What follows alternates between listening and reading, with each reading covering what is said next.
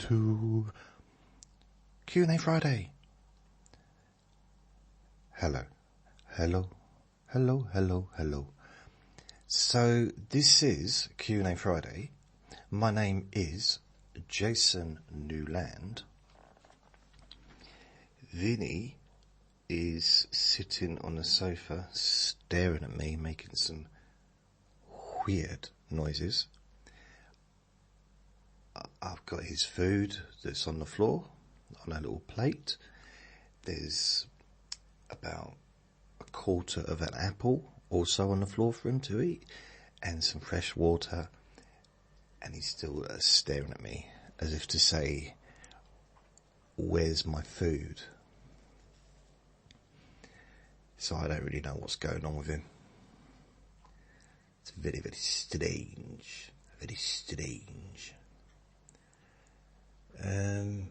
Other than that, please only listen when you can safely close your eyes. And also, my website is letmeboytosleep.com for this podcast, but I do also have my jasonnewland.com, which is still available. I did delete it, but I made it available again. It's a little bit different format, but it gives you links to all the different places that you could listen to my other stuff as well.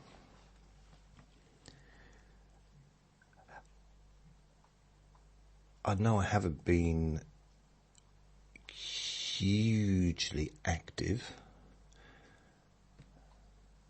the last, I don't know, I did a recording on the 6th, which was, 1, 2, 3, 4, 5, 6, 7, 8 days ago. And I did one on the 5th, which was the Friday, day before. One on the 4th, one on the 3rd, one on the... Alright, and then one on the 30th of August. 29th, 28th, 27th of August, 25th, because I had my birthday off, then 24th, 23rd, 22nd,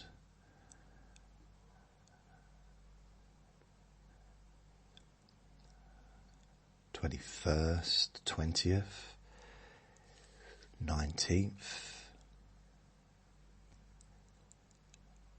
18th, 17th of August, 14th of August, 12th of August, 11th, 10th, 9th, 8th, 7th, 6th, 5th, 4th, 3rd. So, it's not like I haven't done any recording. It's just been like a week. And the stats have gone down to practically nothing. It's weird. I did do recording, although I didn't, I'm still in the process of sorting some of the podcasts out. I did start, if this is a bit echoey, I'm sorry. I've moved my microphone to a different part of the room, and I might need to get some kind of soundproofing on this wall there, because the bookcases aren't here anymore. I can get that sorted. I'll sort that out at some point. Or I could just move back to doing it on the chair, but that's a little bit uncomfortable. It's not uncomfortable as far as sitting, but making a recording, I don't really have the back support that I need. My neck's a little bit bent, and I'm kind of having to lean forward.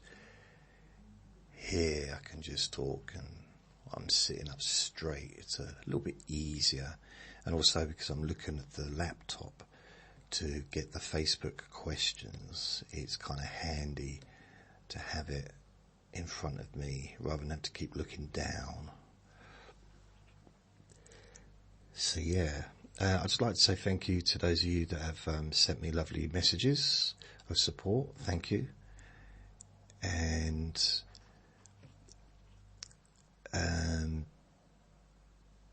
yeah, and also a big message, a shout out to Brooke. I got a message from Cara. I've not replied yet, I'm sorry. I think I've missed a few messages that I've not replied to, and I do apologise. I'm not meaning to do that, just kind of lost track of stuff, if I'm honest. But I did try and do the Q&A Friday on Friday, and it might have been Saturday morning. No, it's Friday.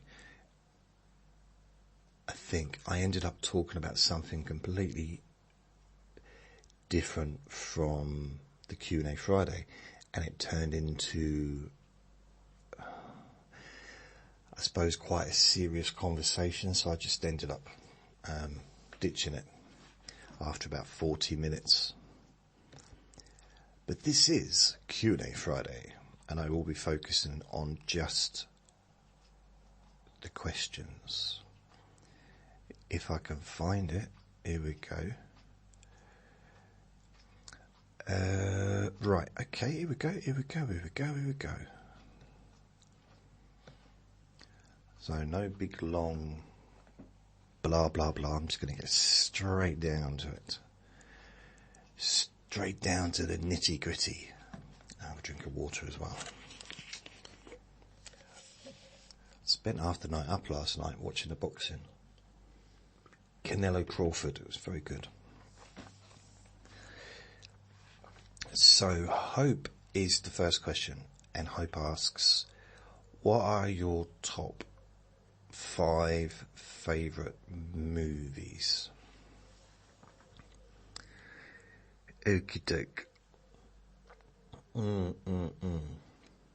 Off the top of my head, I'm just going to shout, well, I'm going to shout them out, but The Wanderers, Airplane, It's a Wonderful Life, The Life of Brian, Groundhog Day.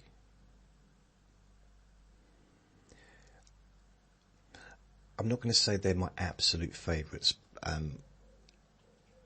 It's a Wonderful Life is my absolute favourite movie of all of them, but the others I love and have watched multiple times. Although Airplane, Life of Brian, not so much, because because they're comedies, it's good to leave them a bit, let them marinate and come back to them maybe a few years later, leave it a decade or so. But they are 5 off the top of my head. I'm just trying to think of any other ones that I really, going back to when I was little.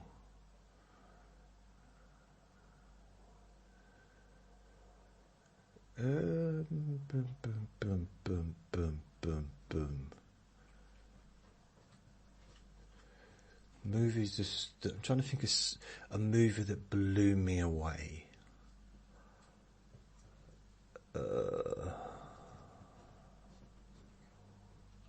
Enter the Dragon would be another one, so I'm going to add that on. In fact, I would add that probably number 2 out of all the ones, although I couldn't really watch it anymore. But as far as having an impact on my life, I think It's a Wonderful Life had an impact on me. I remember watching it the very first time. I was living above the co-op where I was working. It was 1988. Here's a story behind this. Shall I tell you the story? Yeah, go on then. Right. I was working in a chip shop. I probably mentioned this a few thousand times over the years. And what happened is my boss, I said something that annoyed my boss. And this would have been the beginning of, like March time, maybe February, March 1988. So I'd been working there for nearly 2 years, well, about 2 years. At this point, I'd been living upstairs in a flat for a year. So one day, he was just talking about going to see Stevie Wonder in concert, and I was getting annoyed because he was talking about nice things he was doing, and I had no money to do anything. And it just, I don't know, I was probably jealous, possibly. And I was probably a bigger fan of Stevie Wonder than he was. Because I listened to Stevie Wonder like nearly all the time back then. And I said something that upset him, and he pushed me against the wall. And he was like twice my size at this time. He wouldn't be now, but back then he was twice. He like pushed me against the wall, and I just told him to get off. He did apologise. Like, because I walked out. I said, I just walked out, went upstairs, and he apologised, and I couldn't let it go though. So I kind of said, no, don't worry. And then I went back to work, and I couldn't be there anymore. So I quit. I left. I was given a month to get out of the flat.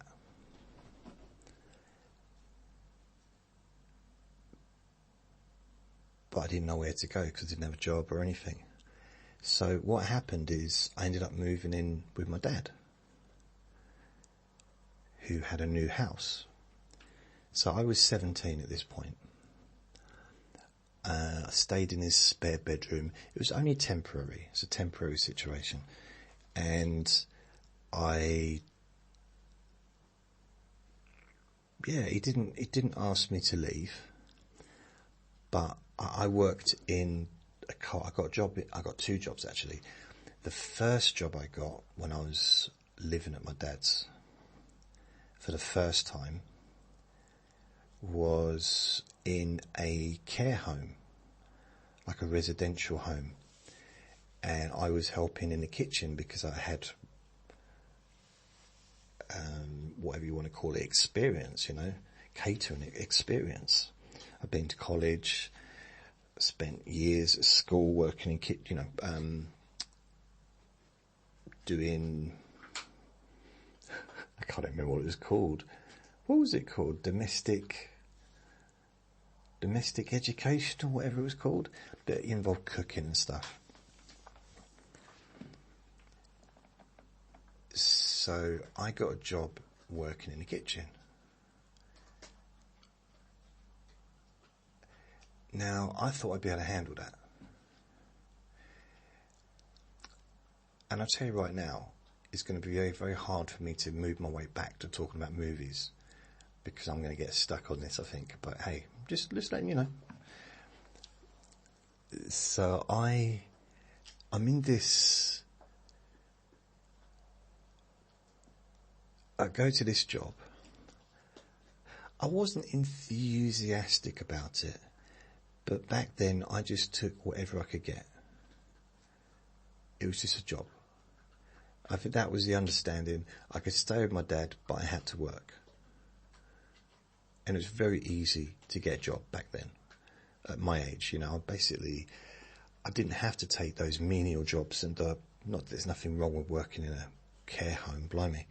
It's a really good job to have, and it's a, you know what I mean. Like, if it's although I wasn't directly caring for elderly people, I was cooking for them. So, and that's a very important part of being alive, isn't it? Having food, apparently. So, I'll tell you right now, it didn't work out very well, but we'll come to that. I could have done anything, really. I could have, I lived in a place where there was a docks, one of the biggest docks in Europe. I could have got a job as a runner, just taking parcels from one place to another. I could have got a job in, I don't know, there wasn't a lot going, but there was probably thousands of jobs that I could have applied for on the docks. And I didn't even think about it. All I wanted to do is just get the first available job, which is what I did there. I just went to the job centre, I said, I'll go for that one. They phoned up. That's in a day's rate. I don't know what it's like where you live. And I don't know what it's like now either. I was very salivary, wasn't it? I don't know what it's like now. Anyway, I'm getting auditory feedback from my own mouth, even though I've not got headphones on. Back in those days, we had this little job centre on a corner, and it was little. There was no room. There's literally, the seating was 2 desks, 2 seats with people either at the other side, and then some jobs in the window, some jobs in the other window, the other side, and then some jobs on the other side. And it's like, it was the size of a corner shop, like a corner sweet shop. It wasn't big at all. And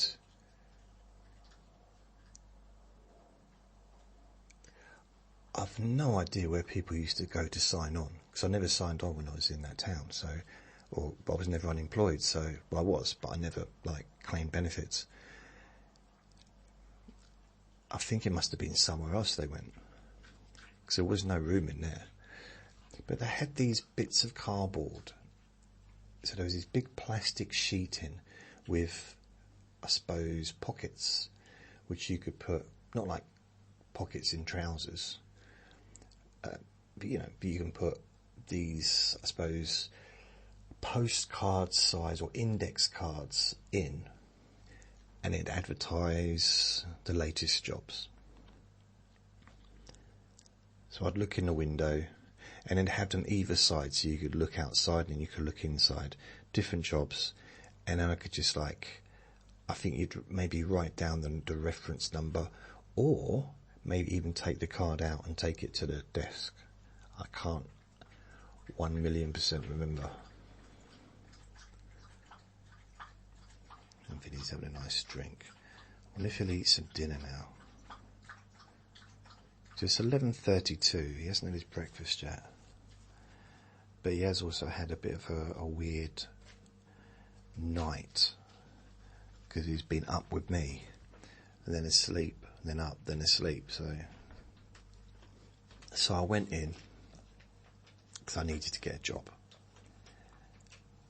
And they sent me for an interview at this care home, a residential home. I don't even know where it was. I mean, I did at the time, because I worked there. But I couldn't tell you now. See, I know, I can still remember the outlay of that town. But I don't remember where that nursing place was. I think, no, I don't know. So, I turned up. Straight away, the woman in the kitchen, she was my boss.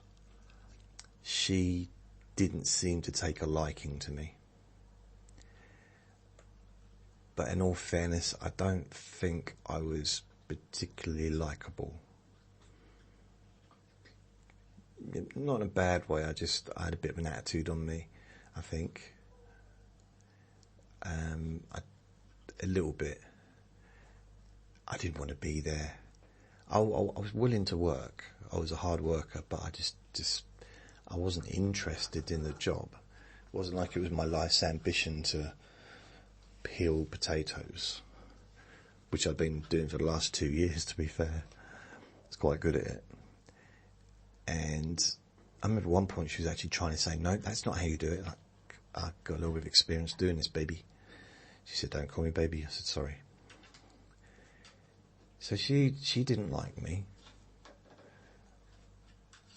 and everything I didn't seem to do anything right. All it was is just prep, mainly just preparing the food. She did the cooking, I prepared the food, and then I got given responsibility of making the porridge. Now, I've talked about the porridge incident. I don't need to talk about it again, possibly, but no matter what I did, the porridge was not up to standard. It kept every day.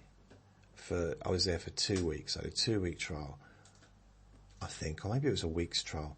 It seemed like about a year. And every day people would complain. The porridge was too thick, or it was too thin, too runny, it was too sweet, too salty, and it was never... Basically, we had probably, 50 people living there, maybe more, maybe less, that all like their porridge different. You can't, it's just an impossible situation. In that kind of situation, they have to add their own sugar, their own salt, don't they, to make it how they want it to taste. Because they can't make one that's going to make everyone happy. So that got a bit frustrating, and back then I wasn't as amenable to criticism as perhaps I am now. I'm not saying I'm amenable now, but I was a little bit more reactive. So I was having arguments with people about it and just telling them what I thought. I said, this is ridiculous. The whole situation was ridiculous. I mean, I can't please everyone. I think I went into the where they all sat and ate, and I started shouting. I was like, you come and everyone come in and cook your own porridge, and I got told off for that. The thing is, when I went there, I always had, a lot of respect for elderly people because of how close I was to my nan. I guess I just automatically had this unquestionable respect, I guess, to elderly people. Because my nan's always been old. Well, she's not around anymore, but I'm not saying she was born old, but ever since I've known her, ever since the age of 7, I mean, she's probably in her 60s then. So 17, 27, 37, 47, 89. Yeah, she's probably in her, she's probably about my age. But anyway, it just didn't feel right that I was being... I mean, some people coming in shouting at me. Like, why are you shouting at me? You're old, you're supposed to be nice. I didn't realise that being old doesn't mean anything. It just doesn't mean someone's old they're going to be like my nan. Just because they were the same age as my nan. So at this point I was, 17, my nan probably getting on to 70 at this point. I mean, she passed away when she was 95, I think, 96, and that was 10 years ago. When I was 44. So I can't work out how old she'd have been when I was 17. You might be able to, I can't. 44, 34, 24... So 90, 80, 76, 8, 9, 10, 7, 69. Does that make sense? About 69, maybe 60, 69, 70, roughly. And to a 17-year-old, that's old. It was to me. I mean, I realise now that 69 is very, very young. I keep saying it to myself, maybe it would come true. And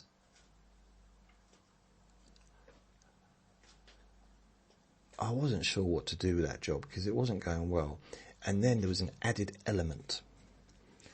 Now, when my stepmum, kind of when the family broke up, let's say, and I went and lived with my stepmum, my little brother, and my stepmum's mum. I was sleeping on a little camper bed in the living room for about, blimey, it was nearly a year, maybe 10 months. Yeah, nearly a year actually.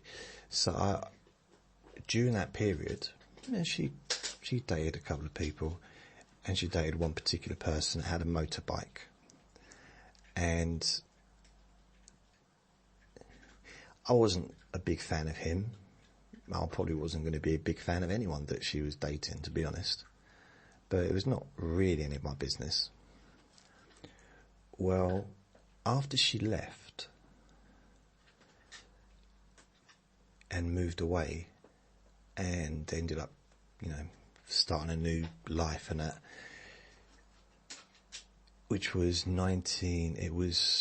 just before I moved into the chip shop, flat above the chip shop.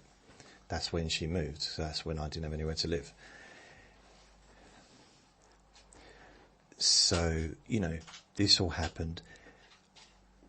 That man on the motorbike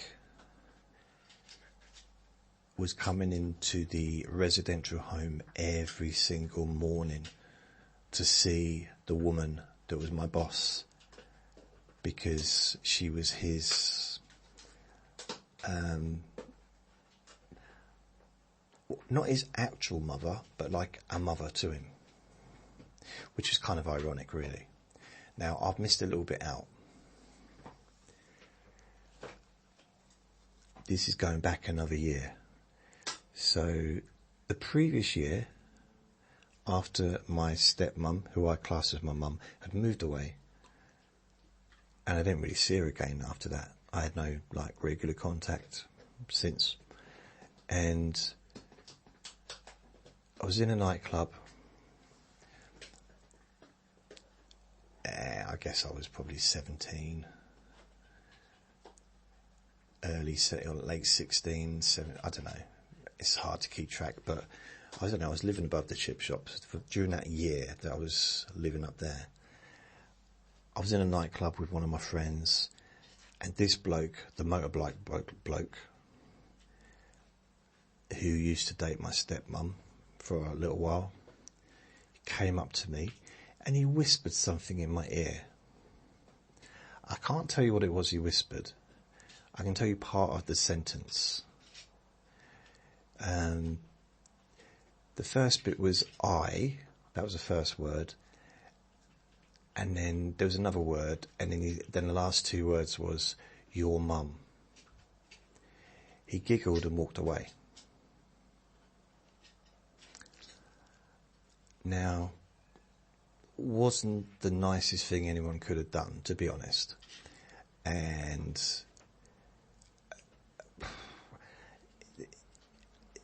he was a lot older than me, a lot big. It was difficult what to do in that situation, because I was still a kid, I was a teenager, and he was probably 26, 27, 25, I don't know. 3 times bigger than me. And then he's in there, coming in.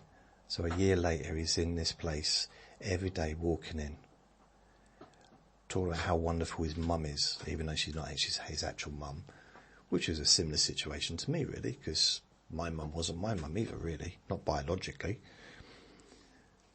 And I could see the irony in that, to see how close he was to her and how important she was to him. yet he wasn't able to see that, you know. And maybe he just he'd forgotten he'd said it. But I hadn't. And he wasn't, I think it didn't come in the first day, but I think the second day he came in. And that was me done. That was like, nah. I stuck it, but I thought, I don't want to be here now. If that... And I think I did say, what's that idiot doing there? And she said, that's my son, that is. So, oh, God. And I let him know that I didn't want to know him. But it was just really weird, like, kept coming in, like, oh, really? And, yeah, I had some weird thoughts back then, so that wasn't good. But everything worked out, and I got sacked. Everything worked out well, I got sacked. Basically, my trial ended, and he said, you know you haven't passed the trial. I said, yeah, good. The only reason I stayed for the whole trial was because of my dad, because I promised I would. I wouldn't have lasted probably 2 hours there if it had just been me on my own. I wouldn't have put up with that stuff. Because I was living with my dad, and when I told him I had a 2-week trial, like, just promise me you'll stick it out for the trial. Okay. So I left there. My dad wasn't massively happy,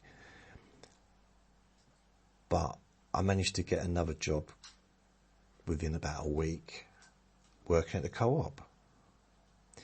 Now, I can't remember why I'm talking about... Oh, yes, I do. It's about movies, isn't it? So I started working at the co-op, which is, if you don't know what it is like it's a supermarket. It's big in the UK, or in England anyway. I don't know about other parts of the country, or other parts of the landmass of which I live. And I worked in this co-op, and it was a small one. It was... I'd say it probably wasn't much, maybe a little bit bigger than the average small shop. You know, probably a little bit bigger, and there was space around the back for deliveries.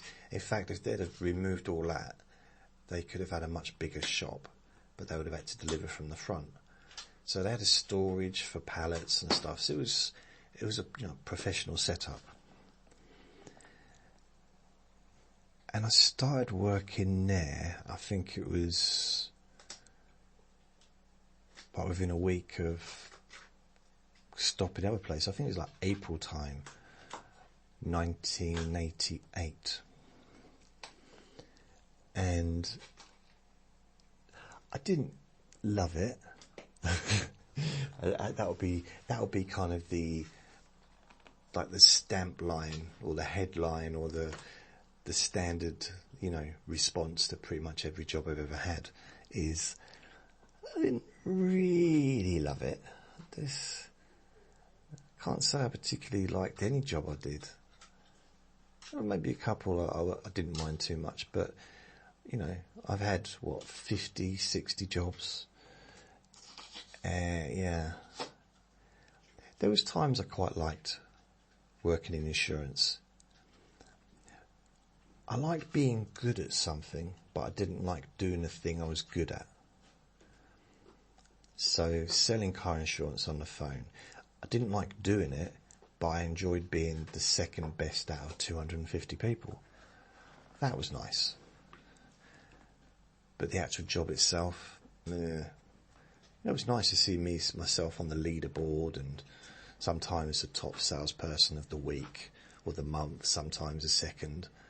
It was always like second or first. Usually second, to be honest. So I could have just bragged and said first. You'd never know. But unfortunately, someone else was first most of the time, because he was much better than me. It's as simple as that. What was his name? Cody? I think it was Cody, his name was. He was just better than me. That's simple. So, but it was still nice to be, you know, one of the best. But I didn't enjoy doing that kind of work. The only nice thing about it is perhaps being around people, and there was a bit of a social life, and I kind of got a little bit of respect, I think, because of how well I was doing, maybe, I don't know. So there's partly okay. But anyway, I get this job in the co-op. Really, Vinny? They give me this horrible brown jacket when I first go in there. So I've got trousers and a shirt and a tie. And they give me this brown, smelly... It had a weird smell. It wasn't smelly as in covered in dog poo or anything like that. It was just smelly. It just had a weird smell. And I didn't like that because I didn't want customers coming in thinking that was me. Because I was fairly hygienic back then. I'm not saying I'm not now, but I was proper, you know... Because I hope to be able to have a girlfriend one day. So I knew I needed to sort of smell nice and look presentable. Unlike now. So I'm in there, and they give me this, and it's too tight. Bearing in mind I weigh like maybe, 9 stone or something. So I'm skinny, really skinny, and they give me a jacket that's too small for me. So I'm constricted. Now, it's very hard for someone, a male being 9 stone, to wear something that's constrictive, because I was tiny. I was really, really, really, really little. I mean, I wouldn't be able to even get my arms through it now. It'd be, you know, it'd be ridiculous, but I struggled even then. Eventually, sorry about the noise, if you can hear the screaming people in the garden. I managed to get a bigger one in the end, but then it was too big. I couldn't win. See, the problem I'm broader than I am long. So I'm short. I realised that as I put weight on, I actually had the bone structure to have the weight. I didn't realise it back then. So I've got, I don't have long arms. So it's quite hard for me to buy stuff now as well. If I buy some like trousers, it's hard for me to buy trousers that are the right length. And when I buy something that fits my upper body, it's like XL or XXL, whatever, usually the sleeves are too long because of my arms. My arms don't match my body, like lengthwise. I'm more girth than length, as it were. And so I'm working in this shop. I remember getting in there, and one of my main jobs to start with was to load the bread section. So to put the bread and I suppose the cakes and all that stuff into the bread section, which was low down, which wasn't really an issue back then because I was able to bend down comfortably. And then other things, I think when the deliveries came, I had to kind of check everything off on the list from the pallet, and then there was busy periods, especially kind of, I think about 10:30, and then at lunchtime it seemed to get busy. So there'd be a separate till And there's two separate tills, and then there's the big till at the front, on the main counter, where all the cigarettes were behind and the alcohol and all that stuff. And there was a shutter for that section, because they could only serve that stuff from 11:30 in the morning till I think 2:00 in the afternoon, because that was the licensing hours. I don't know if it was just the alcohol, and I don't think I was allowed to sell cigarettes. I wasn't allowed to sell alcohol anyway, because I was only 17. So I had to get every time I wanted to every time someone wanted alcohol, I had to ask permission from a member of staff to sell this alcohol. So I wasn't asking the customer's age. Well, I wasn't asking my own age either, because I knew what it was. But it was weird. I was kind of getting permission for myself rather than for them. And sometimes I'd have people come in that were younger than me, and I'd just serve them if I could. Because at that time, I wanted to be served. So it was hard. So if I saw someone that was able to get served, I'd always serve them. Then they could perhaps get me something in the future. If I was out and I needed to get something from the shop, they'd go in and buy it for me. So that was quite good. Can you hear that? I don't know how loud that is on the microphone. I can't do anything about it. I suppose I could close the window. I'm just a bit careful about closing the window when they're out there, because if they see me close the window, they might just up the volume, So anyway, so I'm in this shop, and one of my memories of this, there's two memories I got really of working there. One was every break time, not dinner, lunch, but every morning break, I would get a packet of biscuits, usually fig rolls, but they were nice fig rolls. They weren't, I've never had a fig roll I didn't like, but there were specific ones that I liked. They were more flat than sausage roll kind of type. And a can of Coke. And I'd buy that. Usually I'd buy it before my break, so I could just go in and eat it. So I'd buy it first thing in the morning. And then I'd go and eat it, or I'd pay for it later, whichever way worked out. And I'd go and have my break, listen to the radio. It was 15 minutes. Because we had this little room with a sink, with a little table, about 3 chairs, I think. Vinny, can you make a bit more noise, please?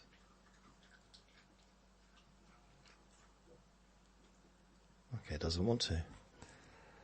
And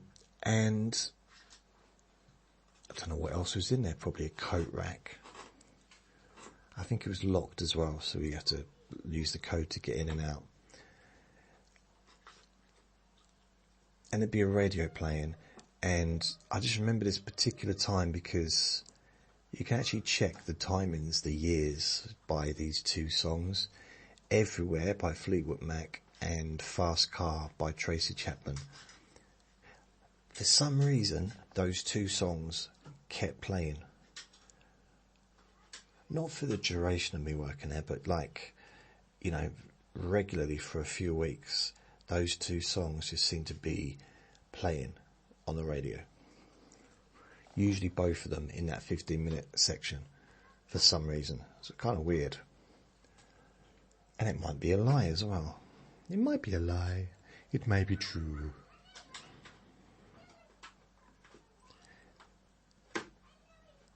And another memory is I would go home, I'd go back to my dad's during lunch because he lived just up the road, and I was borrowing the bicycle, which I think my stepmum used to use. And it was a girl's bike. Did you just say girl's bike? Yeah, and there still are girls' bikes you can buy. They still do exist, believe it or not. I've had this conversation before. I don't understand, right? Why are girls' bikes so much more comfortable than men's bikes? They haven't got that crossbar thing that you have to like get your foot all the way over. I don't, it's like, why? Just a nice, so you can get you should be able to put your foot over to the other pedal easily. Why does it have to be a struggle? So I like that bike, and it had a basket in the front, and the saddle was comfy. So all three things that my previous bike did not have. A comfortable saddle. Before I had a saddle, it used to basically was quite intrusive at times, very spiky, very thin, and difficult to get my leg over it. And it didn't have like a basket at the front. And I suppose the only other difference with this is it was pink. So I was going backwards and forwards, and it took about 6 minutes to get there and get back. Well, to get there and, you know, either side of the journey. So I would leave about 7 minutes to the hour to get home, to get to work, which wasn't, you know, really ideal. But anyway, I'd go back, so I'd have 40 minutes out of the hour, and I'd watch Neighbours on TV. I'd get myself a sandwich, maybe a cup of tea, I don't remember, and then I'd go back. So it got me out of the place, which was nice. So how did I end up?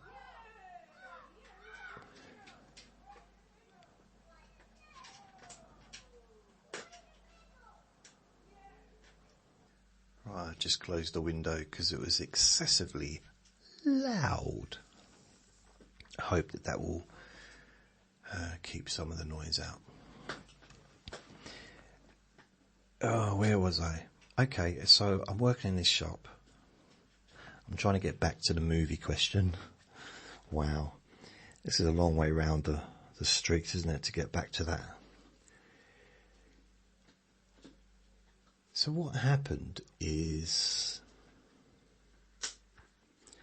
I got on pretty well with the manager, or the manageress rather, or the manager, I suppose. Yeah, so I got on well with her, and she offered me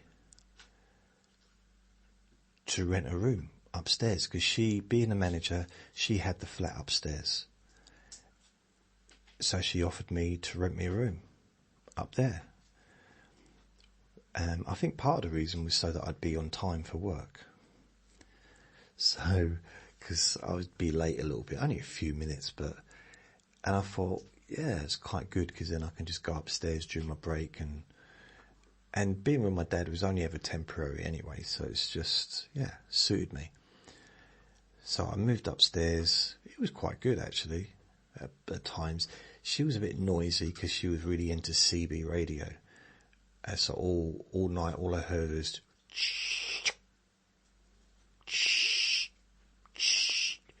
over. Do you copy? All that stuff, whatever the CB radio thing is, very loud. And I don't know how she managed to get up in the morning because she didn't seem to sleep. She was talking to men. Very popular. And it was nice. She had a lovely living room, kitchen. She'd cook on a Sunday, and sometimes I'd have a meal, and yeah, it was quite nice.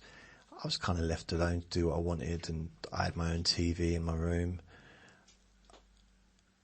I didn't really get involved in her life, but we got on well. You know, we did, got on all right. And I'd go She had a car, so she'd drive me to KFC sometimes, and she wanted to get something to eat, so I'd go with her and get myself something. Yeah, so it was okay, and I made friends with some of her friends, and yeah, so it's okay. Anyway, I said that a lot, haven't I? So I'm at work. It's really good at singing as well. And I did stay friends with her for quite a long time, even after what happens next happened. So it was weird because I'm at work. There's only me, her, one other person that was the manager, who was like the assistant manager, but she didn't work full time, I don't think. And there was a couple of part-time staff and me. So I was the only full-time staff member, and then the other lady who was the assistant manager, I think she did like 30 hours a week or something, because she was a grandparent.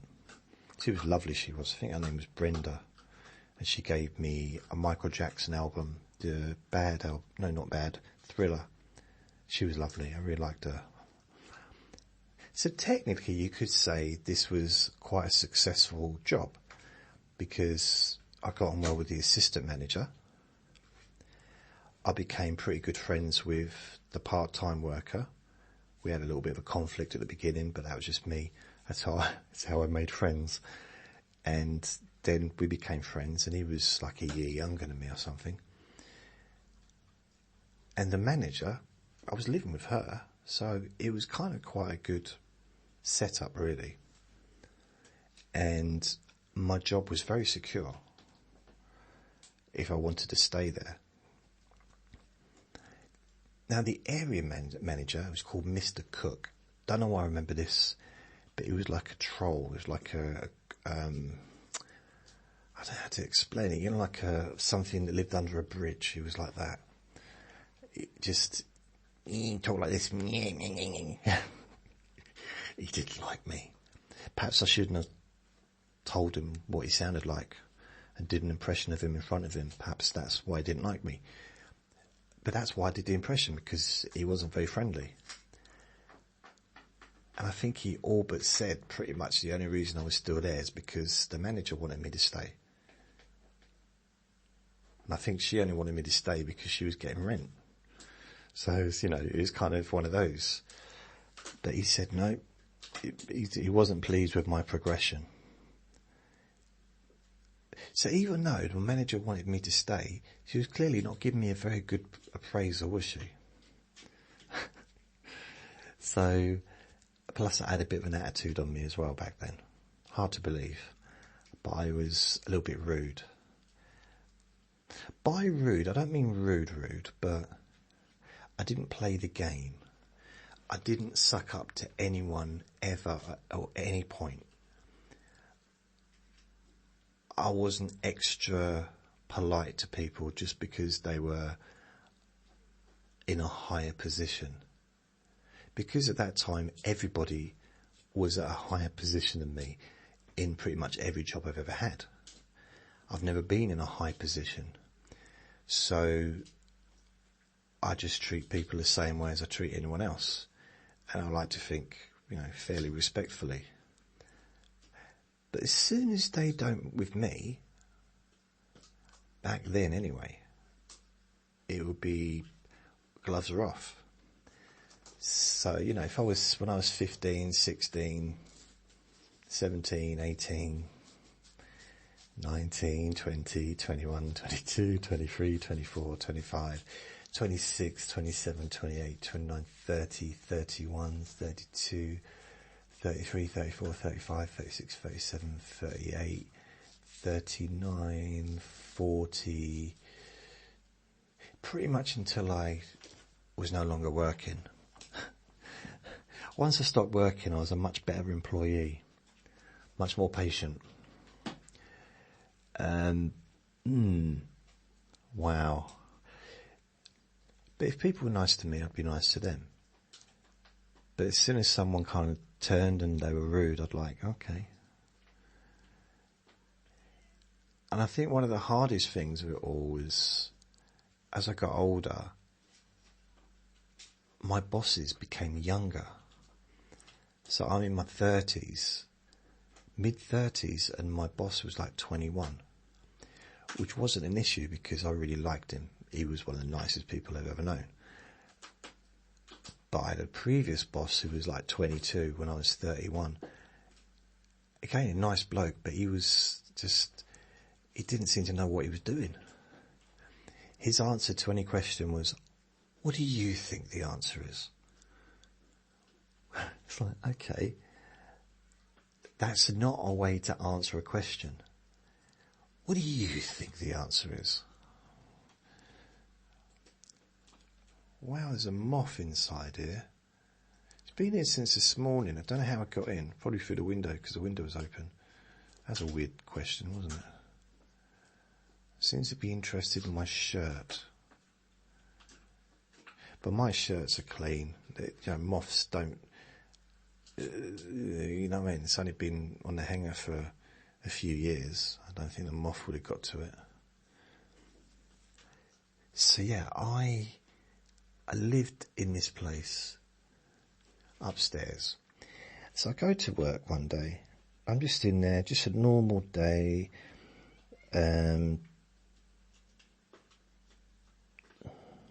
Yeah, I remember so I'm standing there. Two people come in, a man and a woman, and stand at the counter. The assistant manager, so the manager's standing behind the counter, who I lived with. The assistant manager walks up to the door, closes it and locks it, and puts closed sign up, and tells me to go into the staff room. And I'm walking in now and say, but I've got my fig rolls and my can of Coke. And she said, this isn't a break. I said, oh, okay. But just go into the other room. So I went into the storage room, into the staff room. I had no idea what was going on. It's like, I asked her and she wouldn't tell me. And then I was in there for about an hour. Maybe less, but about an hour. And then the assistant manager came in. In fact, I think maybe someone else, but I think she came in and she said what happened, told me what happened. So the manager, the people at the front desk were undercover police, and the co-op thought that someone was stealing money. So they set up the manager. They not set her up. They basically gave us some marked money. And when they came back in, they searched her and she had that money in her pocket. And it was like 20 quid or something.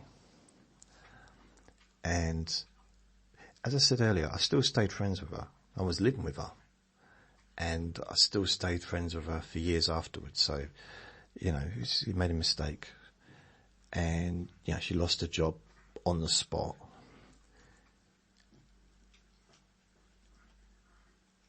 Which was not good for me. It wasn't good for her either, to be honest. I mean, she did get another job.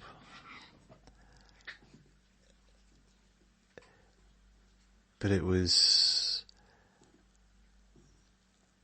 was kind of with her during the process, during the whole, because I think it went to court quite quickly, and I think she ended up getting suspended sentence or something like that. They couldn't prove previous money going missing or anything like that, so all they had proof of was just that one £20 note. The manager, the assistant, I said to the assistant manager, "Are you now going to be the new manager?" And she said, no, I don't do enough hours. I couldn't do that. And I said, oh. And she shouted, and straight away she came back at me and said, well, it's not going to be you either. I said, I don't know. He said, no, you didn't. You thought it was going to be you. I said, no, I didn't. He said, yes, you did. I could see a look on your face. You started looking around all the cakes you could buy with the extra money. It's like, wow. She could read my mind. Because back then, that's what I would do with money. A pay rise, more cakes and biscuits. That's my mentality back then. Hasn't changed that much. Anyway, what happened next wasn't so good. Because we got a new lady. Well, it was just, it happened to be we got someone nice came in for a week or two. And then we had this woman comes along and she didn't like me. For some reason. And we didn't get on.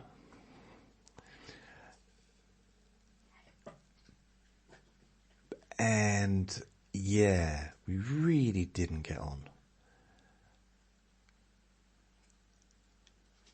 And in the end, I didn't like her so much I left.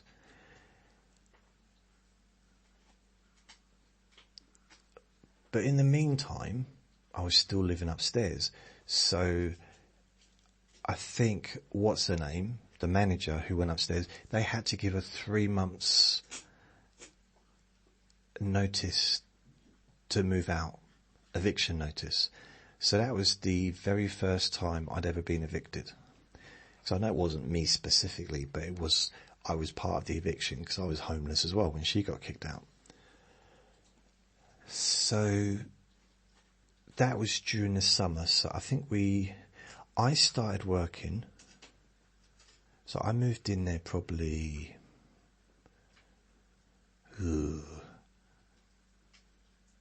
June maybe.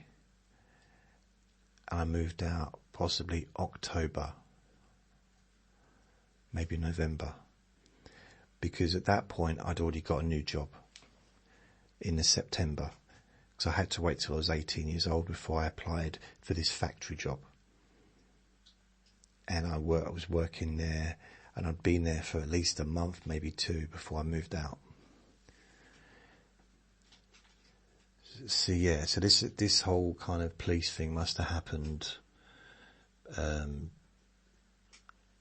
July, I don't know, August, September, I don't know, something like that anyway. In the meantime, I think this was before she, while she was still working there, I was sitting in my room. I had the TV on. I had a little black and white portable TV. Just watching TV. And there was 3 channels back then. No, 4 channels, sorry. BBC One, BBC Two, ITV, and Channel 4. And it was either a Saturday afternoon or a Sunday afternoon. I couldn't tell you which one, but it was one of them. And I'm just sitting up in my bed watching a TV, and this movie is on. And I'd never seen it before. I didn't realise it was in black and white because the TV was in black and white. And before anyone says, well, how old are you? You're 17 years old and you're watching a black and white TV. No, we did have colour TVs back then. I just couldn't afford one. So I had a black and white TV. And or maybe I could afford one, I don't know. Probably could have done. I don't know how much they was back then. I know I was earning £60 a week from working in the co-op. Or £62, something like that. Yeah. It's weird because when I was 15, I was earning £60 a week working in a chip shop. When I was 15. For the first few months up till September. So from like April to September, I was getting £60 a week. Then I went onto the YTS scheme, which is the youth training scheme, and my money went down to £27.30 a week. For the first year. The second year was £35 a week. So when I started working at Co-op and I was getting £60 a week, it was like a huge amount of money again. Still not a very good amount of money, but, you know, it was okay. I was probably paying £25 a week for rent. Something like that. I don't know. Something like that probably. I think the average room was about £25, £30 a week.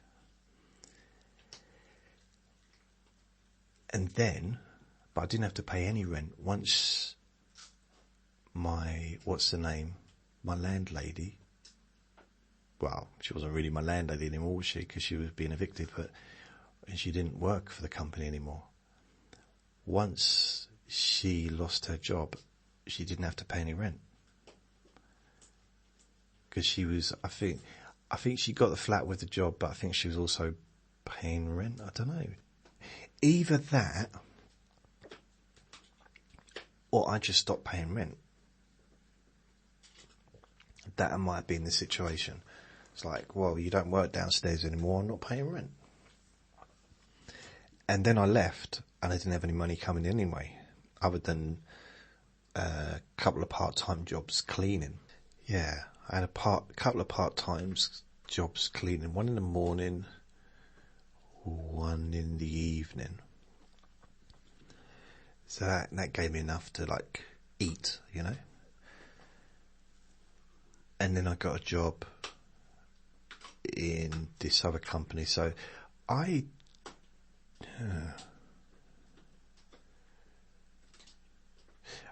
the time scale is not quite working out. But anyway, I did get a job in this. Maybe I'd only been there a month before we had to get out. And then I found a room on the seafront. Now, the weird thing about it, this lady that took over the manager's job, I left the job because of her, because I just didn't get on with her. The irony is this. The room I moved into after I was evicted from the flat above the Co-op, I didn't really like living there, and I moved. And the room I moved into was a house owned by the lady that was the manager of the Co-op. The new manager. So I literally rented rooms of two managers of the same Co-op at different times. Except the second one owned her house, and she had it as a, I don't know, like a lodgings thing. And I moved in there when I was 18. And I lived there. That was at the end of 1988. So probably I was definitely in that house in December till probably February 89. The weird thing about it is I got on really well with her then. So outside of work, I got on okay with her. Inside work, we didn't get on so well. So I just turned up at it was weird. I phoned up about a place. Said, can I come and have a look at the room? Person on the phone said, yeah. Turn up, and she answered the door, and I'm thinking, oh God, don't tell me you live here as well. I thought she might rent a room. Didn't know she owned the place. And I suppose because I was making her money, I was paying her mortgage, I suppose, wasn't I? Me and the other 5 people that lived there. So she viewed me in a different way. I was no longer a thorn in her side that maybe she thought I was before.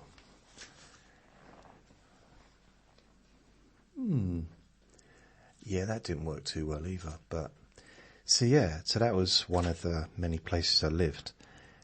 But I just remember that movie, watching It's a Wonderful Life on that black and white TV. And it was one of the first movies that really had an effect on me. Really had a... I don't want to say spiritual, but it had... emotional, maybe. Yeah. So, thank you for that, Hope. It's only taken me 3 hours to answer that one. So the next question I got is Isabel. Ooh. It says that there. Ooh. Maybe this has been asked before, but what kind of dog is Vinny? Also, where are some of your listeners from? Ooh, okay. That's going to involve me looking at the stats. Yeah. Ooh. So, Vinny is a little red Jack Russell, which was, I suppose, kind of like a Parsons dog or something. And yeah, so he's only a little thing. It's very noisy at times, screeches, hates being picked up. Apparently he didn't used to when he was first born, and then he just took a dislike to it and been like that ever since. So I don't know, maybe someone dropped him. Maybe, by accident, maybe because he had kids in his house when he was born. So maybe one of them picked him up and dropped him by accident, and that frightened him into being picked up. Or maybe they swung him round or something, little kids. So I don't know. I really don't know. It'd just be guesswork. Where are my listeners from?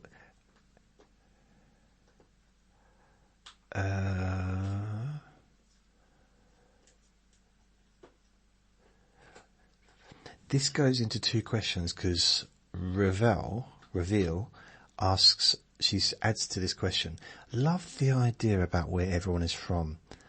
Very interesting to see how many cultures are represented by the listeners.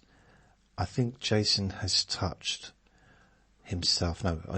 on this before, though. I'm happy to go over it again because stats are the thing that I love most in the whole wide world. The whole world. Let me have a look. I'll base it on the last year. So I'm not going to go through the stats as in how many. I'll just go through the stats as in geolocation. Okay? So I've got countries here. 1, 2, 3, 4, 5, 6, 7, 8, 9, 10, 11, 12, 13, 14, 15, 16, 17, 18, 22, 25. So there's 25 different countries. This is on my Spreaker. I'm also on SoundCloud as well, so there could be more. So according to this, there's 25 different countries. The United States is number one. Always number one. Always has been since I've been doing this. So the most listeners that I've ever got on any podcast over, 19 years, is nearly 20 years, is the United States. Second is United Kingdom, which is where I live. It's kind of stayed the same pretty much. I would say to start with, United States was, and it still is a lot more. I'm getting more than double the amount in America than I am in my own country. But it used to be a higher percentage. So the amount of people listening to me now in my own country is a lot more than it used to be. Number 3 is Australia, which has pretty much been a kind of standard over the years. Canada is number 4. Ireland is number 5. Sweden is number 6. Denmark is number 7. New Zealand is number 8. Now, there was a time when New Zealand would be up there with Canada and Australia and Ireland. I don't think it's I've got less people in New Zealand listening, it's just I've got more people in Sweden and Denmark. Spain, then I've got France, Norway, Germany, United Arab Emirates, the Netherlands, Czechia, Iceland, Iraq, South Africa, Turkey, Mexico, India, Belgium, Malta, Israel, and Singapore. They're the ones listed. So I'm guessing that people only listen if they can understand English. I guess it makes sense that would be the case, wouldn't it? But there might be people in these other countries that are maybe originally from England, or there may be people listening in, well, I know there are people listening in the second language, not their birth language, their birth tongue, as it were. So I'm grateful for anyone that listens, everyone.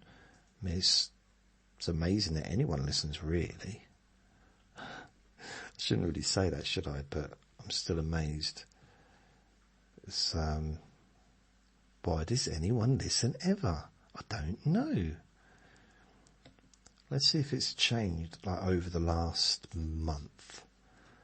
Current last month. Let's see what the geolocation is more recently rather than just over the entire year. Oh, this is interesting. So United States is the top, and it's still double what United Kingdom is. Then you've got Australia, Canada, Sweden. So 1, 2, 3, 4. Sweden's 5th. Now Ireland was 5th for the whole year, but Sweden's 5th more recently. Then Ireland, France, Denmark, Czechia, New Zealand, United Arab Emirates, Somalia. So that wasn't on the overall year one, was it? Spain, South Africa, Turkey, Iraq, Mexico, Finland, Malaysia, Greece, Belgium, Germany, Norway, Jordan, Algeria. So if I go by month, it breaks it down more, it shows more countries. Because I think what it is, if I go for the whole year, it only shows, it's limited to how many, it kind of shows then says others, if that makes sense. So say last 12 months. Yeah. I mean, there's a lot others which it doesn't even mention. So it's 4.5%. So over the last year, 4.5%, or just under 5% of my total listeners come from other countries than the ones that I already mentioned. So yeah, that's there's a lot of countries, probably pretty much every country of the world, I guess. There might only be a few, but still quite nice. As far as whereabouts, when you got United States, there are 1, 2, 3, 4, 5, 6, 7, 8, 9, 10. Wow. these are regions, so California, so Texas, Florida, Illinois, New York, Maryland, Pennsylvania, Arizona, North Carolina, New Jersey, Washington, Utah, Ohio, South Carolina, Massachusetts, Michigan, Indiana, Virginia, Oregon, Missouri, Connecticut, Minnesota, Colorado, Mississippi, Maine, Montana, Wisconsin, Georgia, Alabama, Kentucky, Tennessee, Iowa, Kansas, Alaska, Nevada, New Mexico, Delaware, Oklahoma, Louisiana, District of Columbia, New Hampshire, Idaho, Hawaii, Arkansas, North Dakota, West Virginia, Nebraska, Rhode Island, Vermont, South Dakota, Wyoming, and others, some others as well.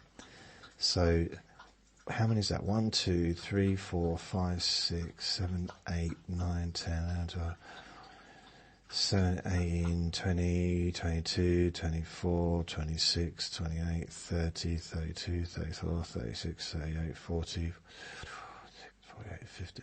There's like 50. I mean, these are regions, not states, are they? If it was states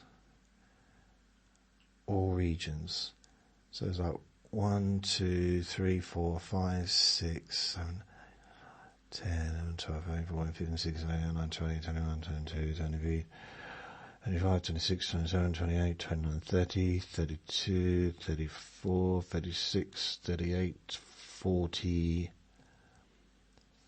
42, 46, 48, 50, 52, 54, 56, 57. So 57 districts or regions. Oh. So I don't know how many states there is then. Because I thought, oh, it's every state, but California's not a state then, is it? I don't know. But I'm confused.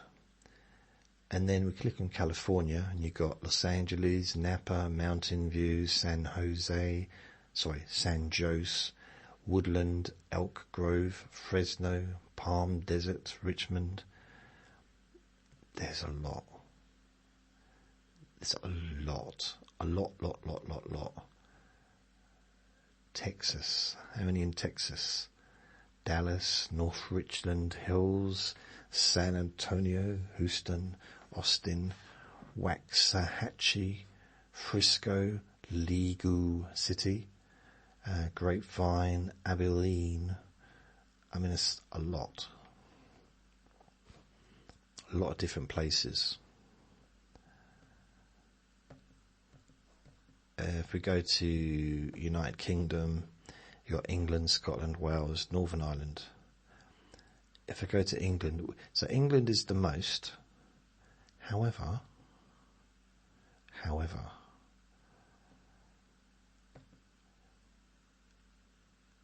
no, there is no however. So, England is 85, nearly 86% out of the United Kingdom.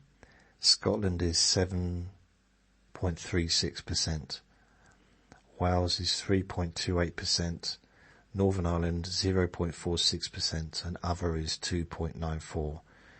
So that could be the Falkland Islands or Isle of Wight, Isle of Man, Jersey, maybe, I don't know, places like that.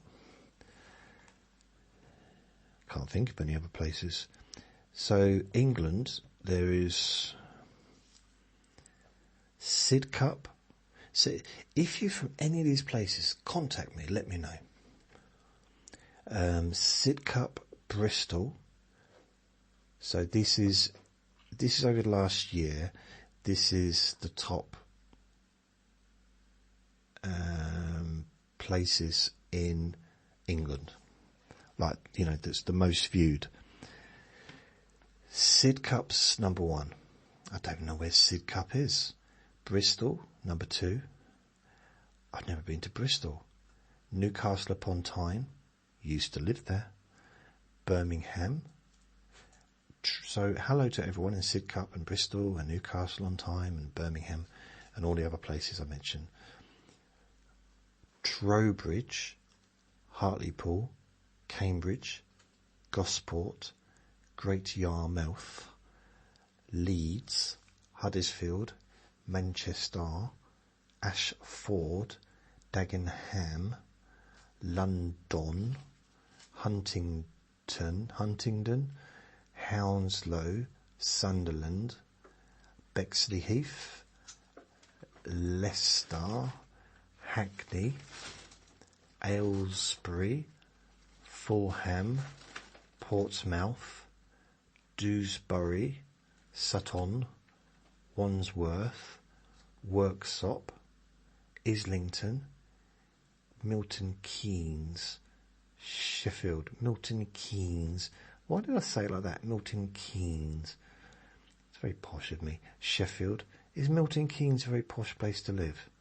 Sheffield, Hull, Croydon, Eastleigh, Oxford, Lee, Maidstone, Cramlington, Liverpool, Swindon, Wembley, Luton, Nottingham, Kensington, Solihull, Newham, Watford, Chorley, Eastbourne, Wallingford, and then 33.2% is in other places, which is quite a big amount. So basically, there's not enough room for them to cover everything.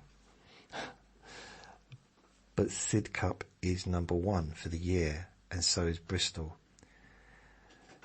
So, if there's anyone out there that's just mad in love with me, just contact me. Especially if you're human. Let's have a look. What other thing? Let's say for the year, for the month. So let's say the last month for England. Let's have a look. So I'm going to see which one's the top. Oh, last month the top one was Portsmouth, Wembley, Wallingford, Manchester, Croydon, Birmingham, Newcastle upon Tyne, Sheffield, Camden. These are places, some of them I've not mentioned before. These must have been those other 33%. You've got Gosford, Fulham, Bristol, Wandsworth, Widnes, Hartlepool, Leeds, London, Lewisham, Leighton Buzzard, Sutton, Bromley, Harrow. I wish I could say Bromley and actually roll my tongue, but I'm not. I'm just making my lips vibrate. Which is a skill, isn't it, I suppose, in some ways. Harrow, Nottingham, Sleaford, Gloucester,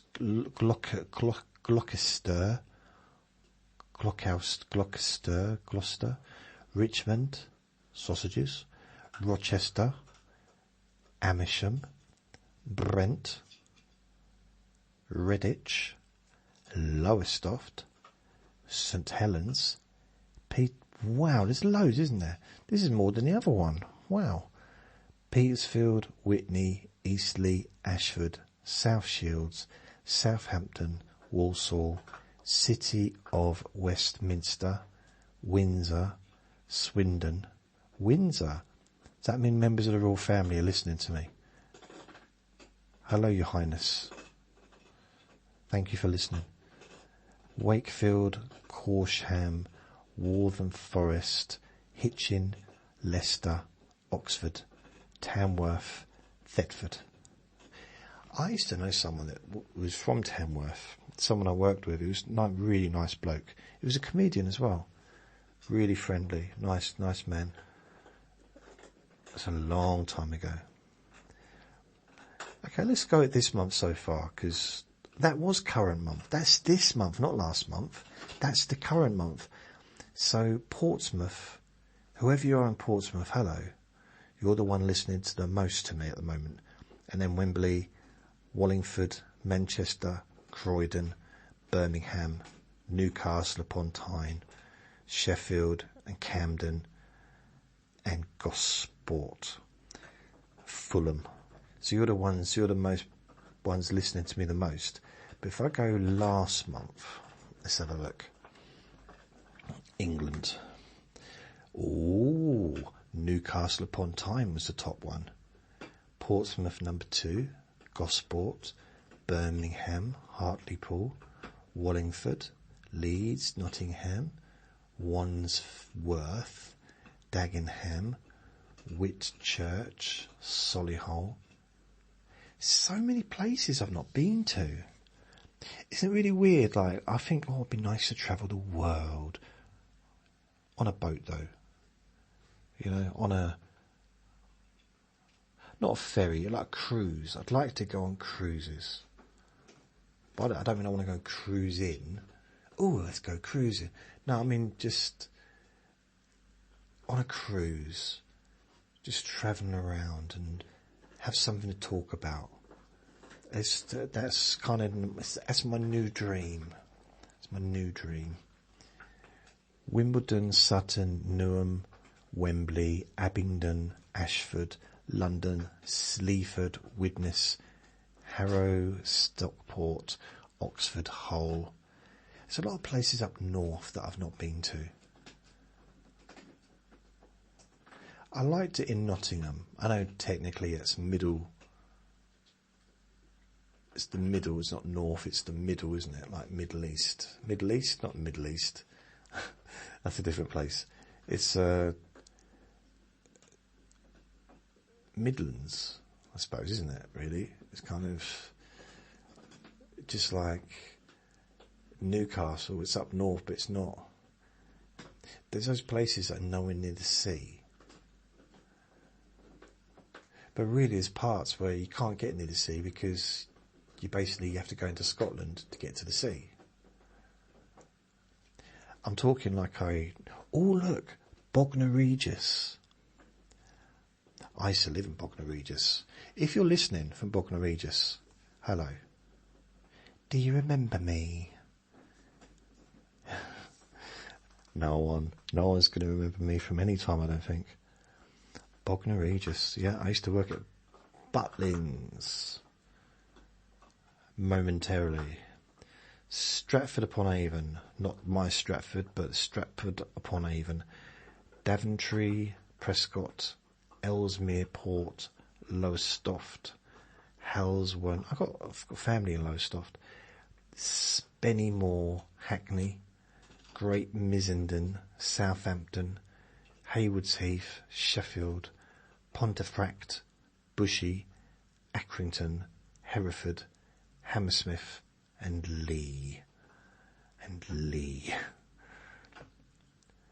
So I'm just trying to think, if I look at the other one, the other studio, the SoundCloud, let's have a look, see.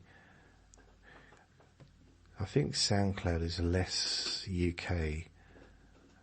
Oh, wow, that's weird. Got loads of listeners on there today for some reason. Yeah, it's predominantly. There's some English places, but it says on here. So this is one of my SoundCloud Let Me Bore You to Sleep podcast. Council Bluffs. That's a city, wherever that is. It's in America. So but the countries are America, United Kingdom, Ireland, Germany, Canada, Australia, France, Norway, Philippines, Malaysia, Hungary, Russian Federation, Singapore, Latvia, Vietnam, Brazil, Spain, Netherlands, Denmark, Thailand, Croatia, Poland, Italy, Pakistan, Sweden, Kazakhstan,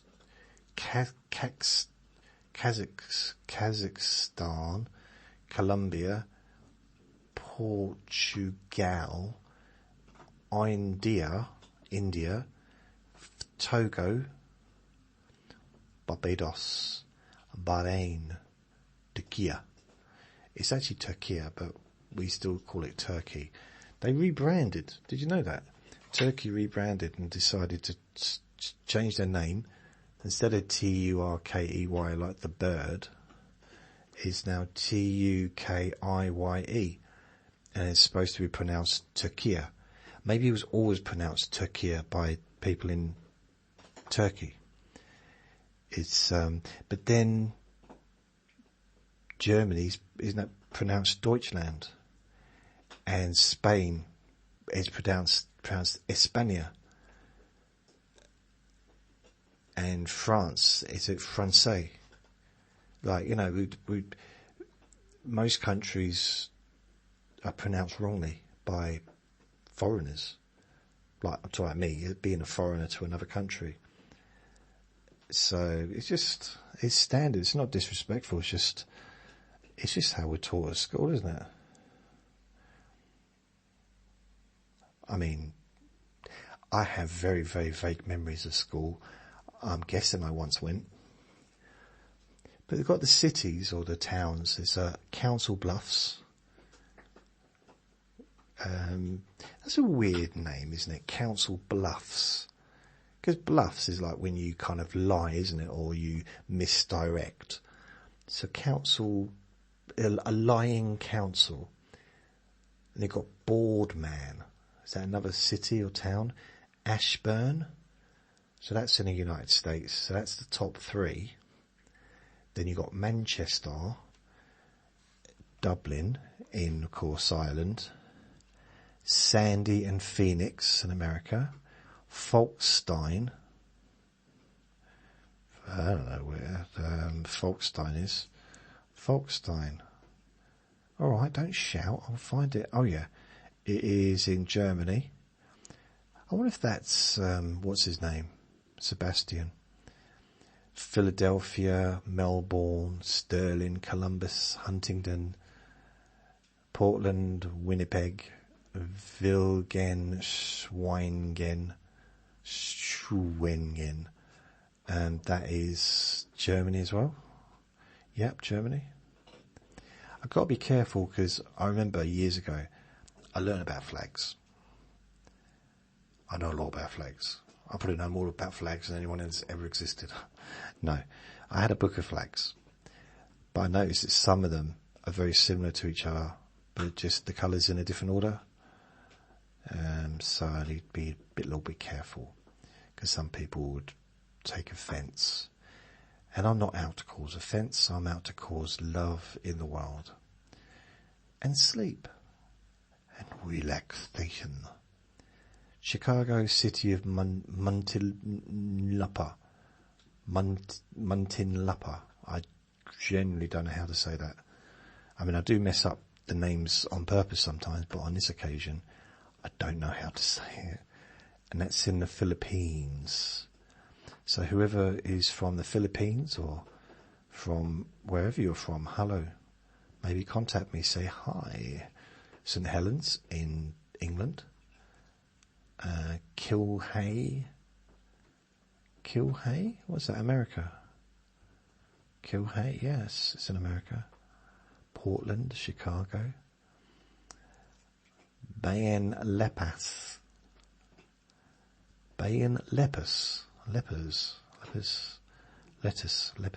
Where is that then?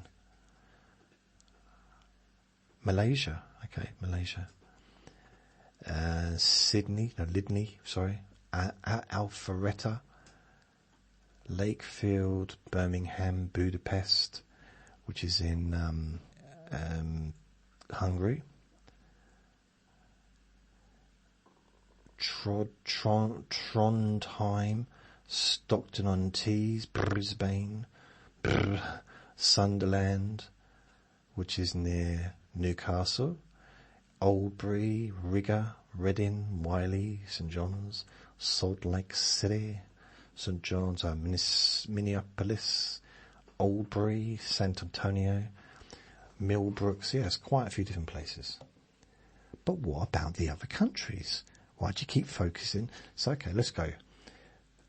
We could go to Scotland, the United Kingdom. Should we go to Scotland? Let's have a look. Scotland. The top places for the last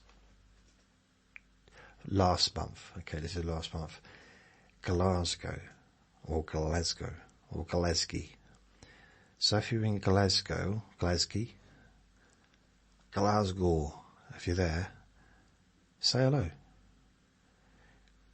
Grangemouth. Is that how you pronounce it? Grangemouth. I don't know. Edinburgh, Toryburn, Falkirk, Dundee, Kinross, Bellshill, Alness, Hamilton, Ayr, Aberdeen, Kirkcaldy, Leven, Strathmiglo, Airdrie, Inverurie. That sounds like an Australian name, doesn't it? Where do you live, mate? Inverurie. I live in Inverurie. You live in Inverurie? Yeah, Inverurie. Kilmarnock. That was a really bad Australian accent. I apologise.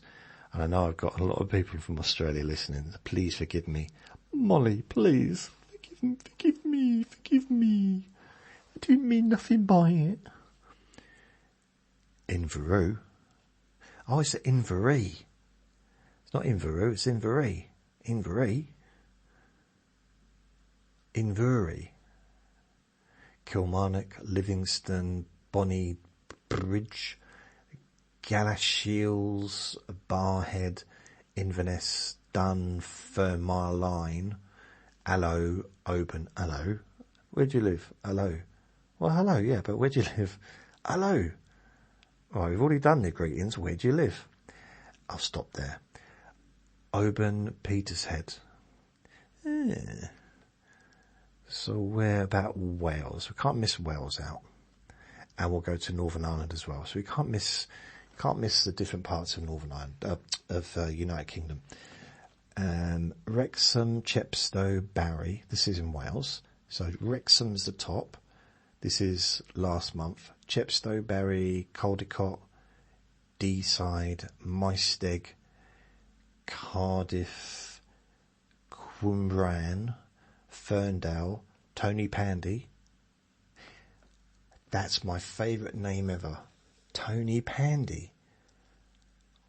Why is it? Why do I love that name so much? Tony, where do you live? Tony Pandy. Wow, I wish I could live there. You can, you just got to buy a house. Just got to move. Oh, I want to live in Tony Pandy. I mean, I don't know if I'd want to move there. I don't know what it's like. Maybe if you live in Tony Pandy, you can tell me. Tony Pandy, what a brilliant name. I'm probably pronouncing it wrong. It's probably like Tony Pandy. Just completely different sound. Aberdare, Holywell, Caerphilly, Newport. I used to know someone who lived in Newport. Bargoed, Llanelly, Blackwood, Swansea, Pontypool, Mountain Ash, Menabridge and Aberystwyth. So the top ones there, Wrexham and Chepstow, Barry, Caldicot, Deeside. I did think about I'm thinking of getting married. I mean, I haven't met anyone yet, but I'm just thinking about it. I'm just wondering, maybe it'd be nice to get married. Because I'm thinking I'd quite like to go away. I'd quite like to, go away and, I don't know, cruises if I can afford to do it one day. And it just seems like it'd be much nicer. I'd be able to do it and it'd be more, if I I've had someone to look after Vinny while I went on holiday. So yeah, I'm thinking of getting married. I don't know what you think. What do you reckon? Do you want to get married to me? Do you want to marry me? Do you love me? Will you love me forever and ever and ever and ever and ever? Right, last month, Northern Ireland, Newtown Abbey, Belfast, Dungannon. Okay, because that's Uncle Sausages was from Northern Ireland. So I just thought that'd be interesting. What other places are there? So many different places. I just can't begin to go through it all. I mean, France, L'Île-de-France, Algarve, Alps, Grand Est, Nouvelle. I can't even say the names. It's terrible, isn't it? I'm such a lower class. I am. I got no style at all. Brittany, Occitanie, Normandy, Hauts-de-France, Pays de la Loire, Corsica. Corsica, is that in France, is it? I didn't know that. I thought it was, I don't know, I thought it was a different country. Paris. So Paris is the top place in France. The people listen to me. That's nice. I just want to go back to the last 12 months. So I want to see in the UK, United Kingdom, England, Sid Cup. We've already done that, haven't we? Sid Cup. So we've done England. United Kingdom. Let's go to Scotland. Glasgow is number 1. Edinburgh, Falkirk, Grangemouth.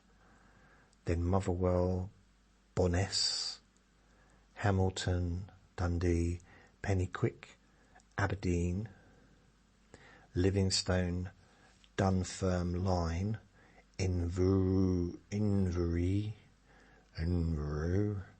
Johnstone, Bells Hill, Toryburn, Wick, Brechin, Ayr, Kinnos, Cooper, Alness, Albroth, Leven, Coatbridge, Kirkcaldy, Invergordon, Inverness, Dalkeith, Allow. No, I did that again. Erskine, Perth, Greenock, Cumbernauld, Bathgate, Kilmarnock, Strathmiglo, Galashiels, Glenrothes,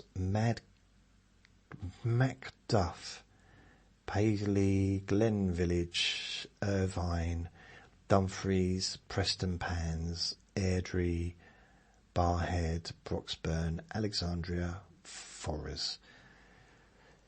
That's quite a few, isn't it? And then you got Wales. This is tiring me, this is. Bangor, so the top one is Chepstow, Wrexham, Caerphilly, Pembroke Dock, Caldecott, Bridgend, Blackwood, Maesteg, Cardiff, Hengoed, Barry, Ebbwvale, Aberdare, Flint, Newport, Pontypool, Deeside, Ferndale, Tredegar, Pembroke, Pontypridd, Mountain Ash, Swansea, Holywell, my favourite name of all time, Tony Pandy. Oh, I just love that name, I don't know why. Bangor, I think I might need to move to Tony Pandy. Bargoed. So if there's anyone out there that wants to be a dog sitter, I mean my wife, yeah, if you live in Tony Pandy, ooh. Bargoed, Haverford West, Aberystwyth, Cwmbran, Port Talbot. I thought Port Talbot was in America. Royal Neath, Menay Bridge, Porth, Porty. By the way, don't sort of don't contact me and said, no, it really is in Wales. No, I know it's in Wales, but I think maybe there might be a Port Talbot in America as well. So you've got Bowl, Buckley, Langdwin, Langdon, Portmaddock, Abergavenny, Ruthyn, Merthyr, Tidfill, Cowbridge, Bangor. Well, okay, well, lastly, I'll do the... What's the other one? Northern Ireland. Don't want to miss that one out. So, there's a lot more in the year. Ballymena, Belfast, Cookstown, Dungannon, Londonderry, Newtonabbey, Newry, Omagh, Ballymoney. Ballymoney, that's another nice word, isn't it? Not because it's got the word money in it, just Ballymoney. I don't know. Craigavon, Bangor, Downpatrick. That's another quite good. Maybe it's just because of the names. It's got a name in it. Downpatrick. And you've got New Townards. This was the last 12 months. So what other places? I'm just thinking. Let's go to Ireland. Leinster, Munster, Connacht, Ulster. Ulster? I thought Ulster was Northern Ireland. No? Wow, it just shows you what I know. I'm so out of touch with places. What about Sweden? Vinny's just farted. I hope it's Vinny. I didn't feel anything, so I'm just smelling it, so blimey, I really hope it is him. I wish I'd kept the window open now. Norrbotten County, Stockholm County, Vätra, Gotland County, Östergötland County, Uppsala. Uppsala, that's very Viking. Uppsala. Isn't that... Now, I know this is Sweden.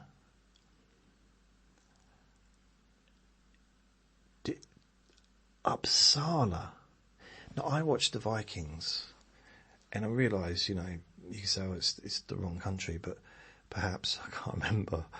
But Uppsala, isn't that where some of the Vikings lived? I watched every episode of the Vikings, and there was about 7,000 different series, but of it. It went on for ages. And I loved it very much.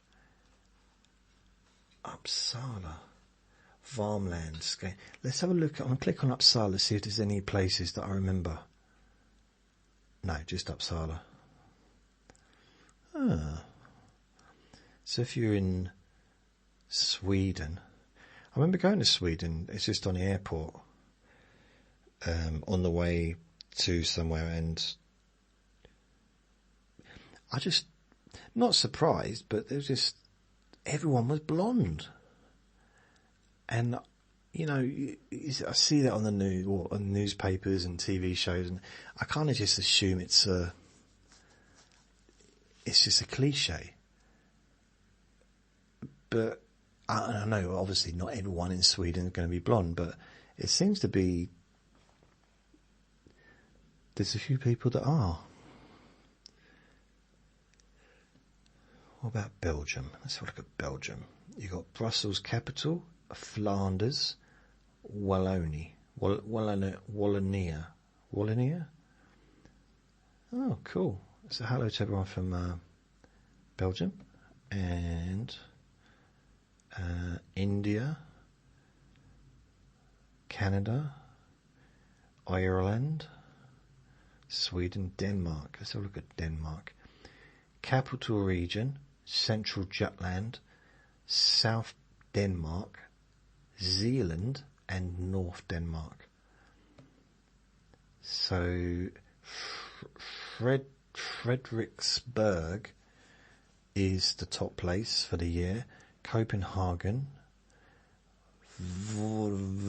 Municipal, Valby, Brunschog, Hundersted, von Loos, Ballarat Municipality, Glostrup Municipality.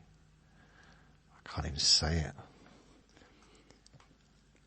So thank you to everyone. I can't go through every single country, but there's a lot of countries. It's like kind of covers everyone in the world, kind of. As far, not everyone as in every single person, but it's going to pretty much cover most cultures, most religions. Perhaps not. I mean, I've got no idea. Jonathan asks, what does a typical day's meals and beverages consist of? It depends where you're going and what you're buying. When I was going to visit Uncle Sausages in hospital, I think it was about 20 quid for a coffee, maybe 2 coffees and a couple of sandwiches.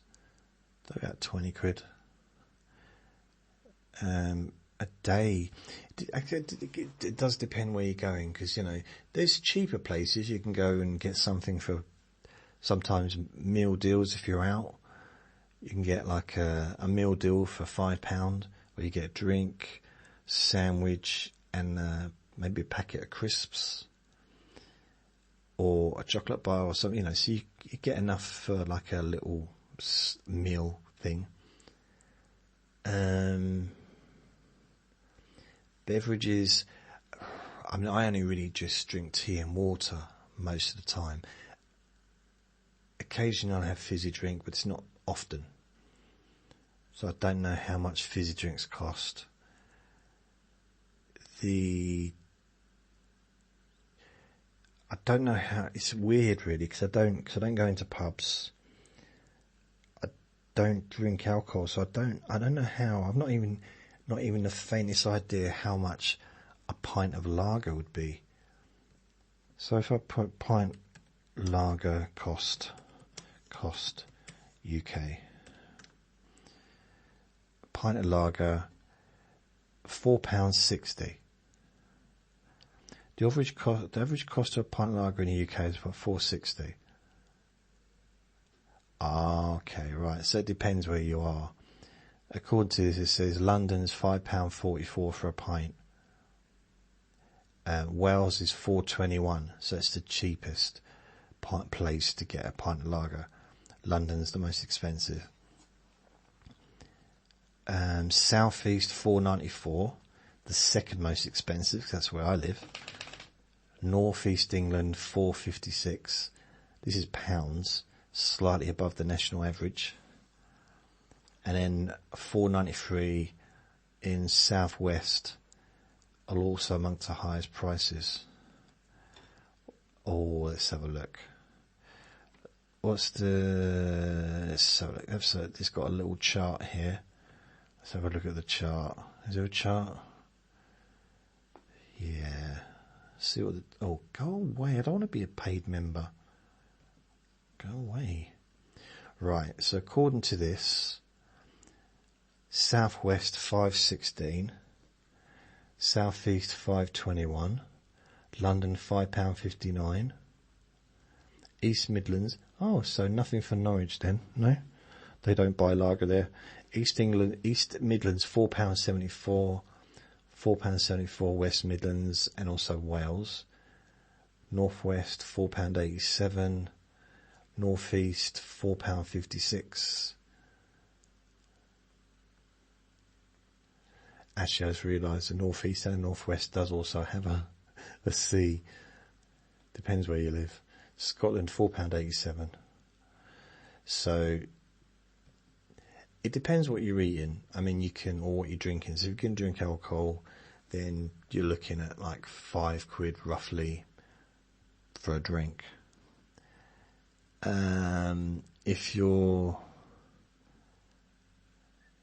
If if you get a takeaway delivered, you're looking at about £20, roughly. It can be more, depends what you're ordering, depends where you're ordering it from, what time of the day, what kind of delivery charges there is, it really just depends on what you get.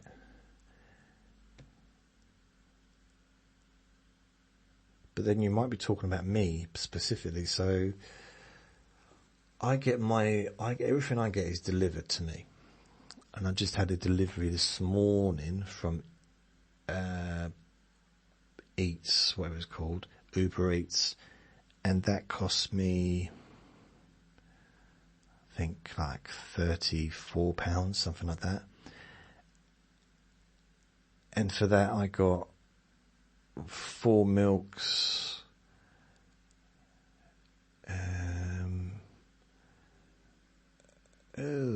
what did I get? Some bananas, some apples, some pizzas, those 2 little pizzas. I got a packet of bags, which, can store stuff in for the freezer and stuff, and the fridge. I got some Jaffa cakes, and another little packet of biscuits, some bread rolls, ciabatta, and I think that's pretty much it. I'm trying to think what else there was.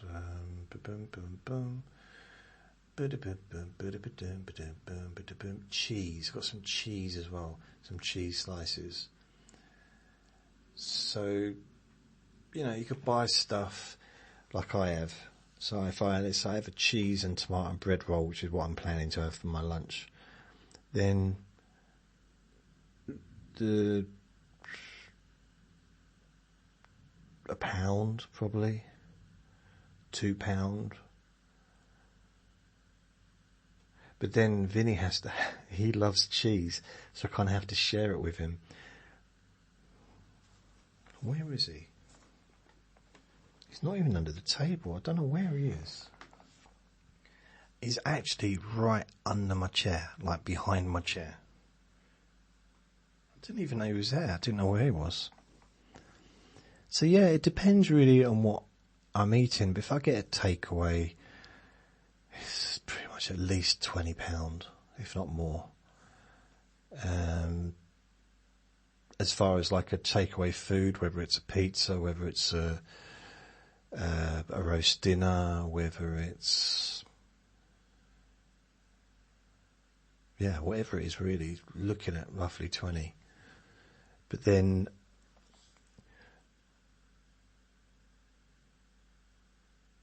I guess most of my money really goes on food. There's priorities, I got the bills. So bills and food. And that's it really. That's the 2 things I kind of prioritise on. And I include, Vinny's food as well in that. I get that delivered too. So yeah, that's kind of it. That's really, so I guess I don't take too much notice of how much things are. I'm more interested in that I've got enough to cover how much things are. If that makes any sense. Because I've got direct debits for all of my bills. I don't have to pay anything. Like, I have to pay it, but I don't have to kind of go and do anything. It just automatically goes out of my account. We know how direct debits work. All right, wow. Is it Sunday today? It is, isn't it? I just seem to be very sarcastic towards myself. I'm having a sarcastic Sunday. So yeah, Jonathan, that's kind of it really. It depends what is my... You said typical days meals consist of. You didn't say cost, did you? It's because I've been up half a night. I'm not reading it properly. What does a typical day's meals and beverages consist of? Not cost. You didn't ask me cost, but I'm telling you the price of stuff. I have...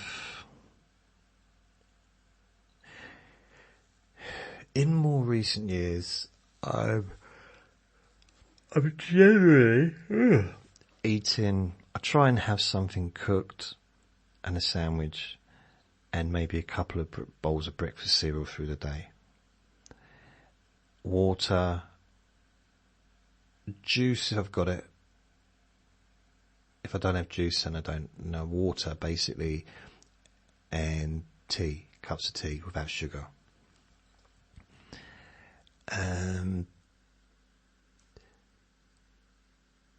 Sometimes I'll have regular takeaways. Sometimes I'll go without having a takeaway for a little while. But, I do get... I haven't had one for over a week now, which is a long time. But then I haven't really been eating. I've been spending a lot of time in bed, so I couldn't face kind of doing it. But yeah, don't eat a huge amount really. I've never been a big eater. I mean, I'm a big eater because I'm an eater and I'm big, but I've never been a big consumer of food, other than when I am. Chocolate war. Christine asks, any sign of new people moving in? I know that you said there was a couple of empty places in your block. Well, it's weird because downstairs, right, the flat downstairs where my friend used to live, and then a lady moved in, and she's moved out within a year of moving in there.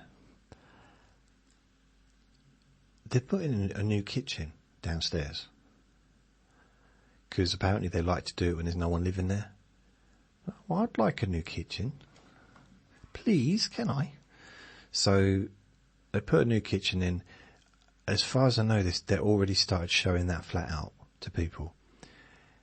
The flat opposite, which is Uncle Sausages, they came last week, and I think it was last week, they emptied his flat very quickly, and they were chucking stuff out the window into not a skip, but it's like a van with a kind of big metal cage on. They were chucking stuff in there out of his window, which didn't sit well with me, to be honest. Just seems a bit disrespectful, but hey. And the painters have been in there. The painters have been downstairs. So I think that one's nearly ready to go as well. Because all they had to do was just sort out 2 rooms. Because both the kitchen and the bathroom were brand new. The bathroom was literally being built or rebuilt when Uncle Sausages was in hospital. He never got to see it finished. So there's probably less for them to do in there. It's weird, really. So I don't know really what's going to happen. There's been people coming in and looking around. And I did see the lady from the council coming in because she got the key off me. And she came in and she had her board on her. She was going into Uncle Sausage's flat. So it looks like that's ready to go nearly. So they've really pulled out all the stops to get them done as quickly as possible, to let them out as quick as possible. But when people do move in, I'll let you know. But at the moment, still, both the flats are still empty. But it looks like, what is it now, September? I wouldn't be surprised if, I'd say 100% they're both going to be full by Christmas. I wouldn't be surprised if at least one of them isn't occupied by the end of October, which is only 6 weeks away. So I wouldn't be surprised. I wouldn't be surprised if both of them are occupied by November.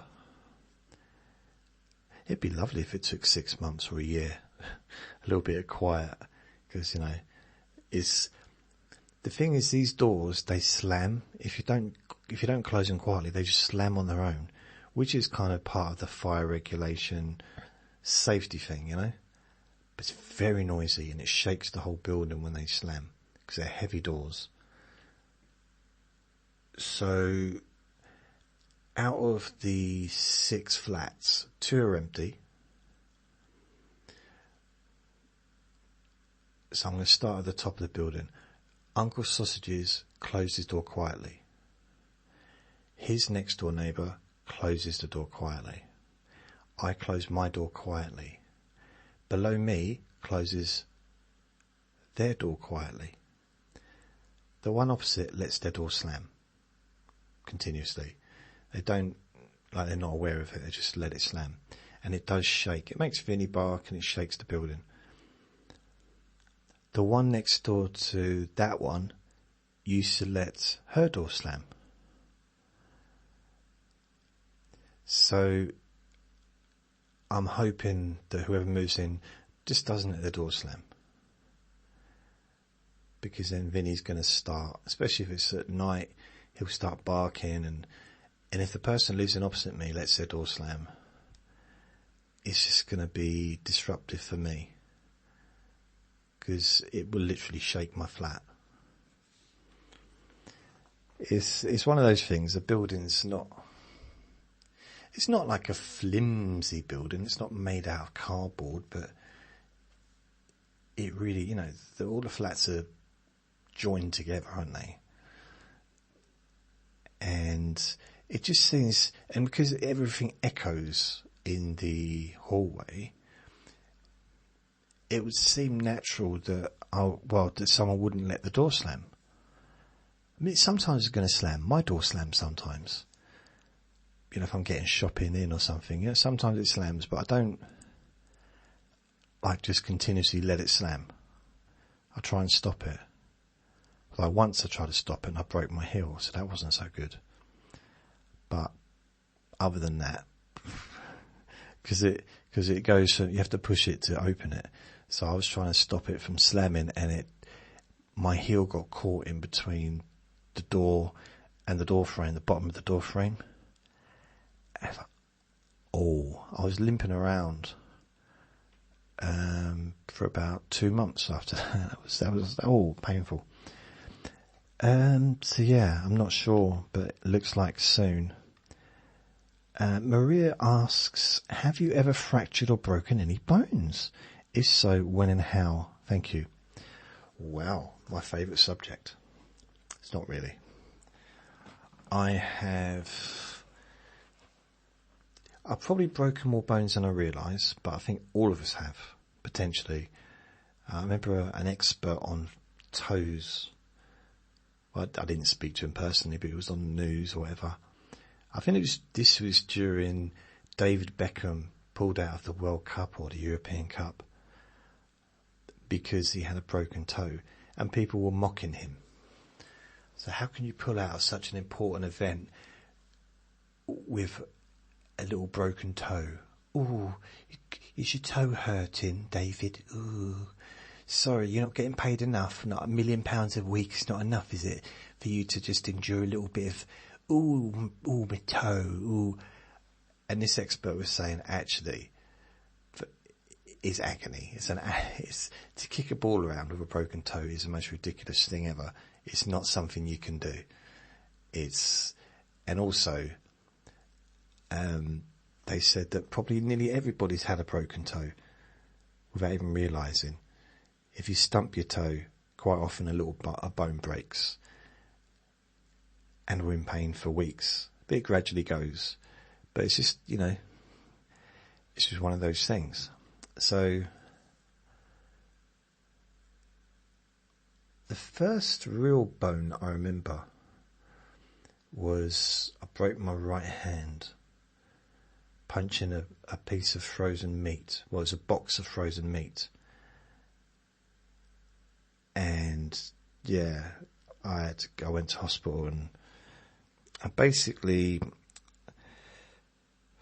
I pushed the bone. It was the second knuckle in from my little knuckle on my right hand.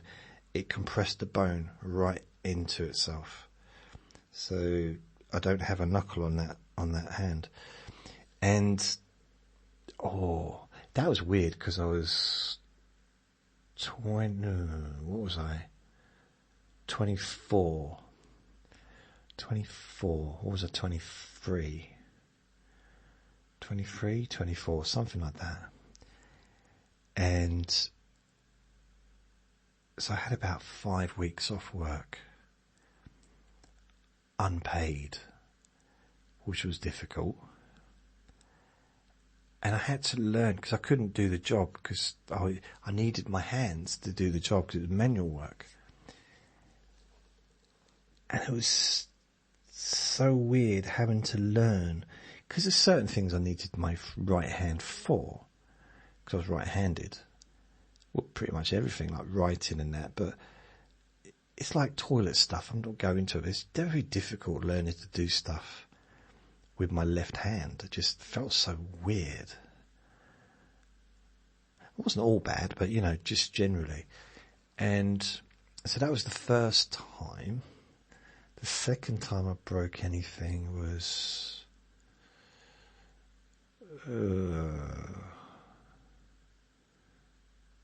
I can't remember. I can go through the bones. So I think 2004, my rib, when I was doing Wing Chun.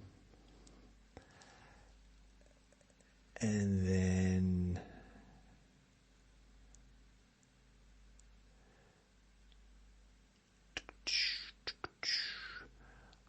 I can't go through the different years. I can't remember, but I'll do it by body part rather than year. Starting in my head, I don't know what I've broken in my face. I couldn't tell you. Maybe when I was very young, but not that I can remember. Nothing in my shoulders, my arms. I broke my left wrist. When I first moved in here, I fell out of the bath. So I broke my left wrist. I broke my right hand twice. So the second time I punched the door. And this was about 6 years ago. Hey. So I broke my hand again. I've damaged my left hand numerous times, but I don't know about whether it's broken or not.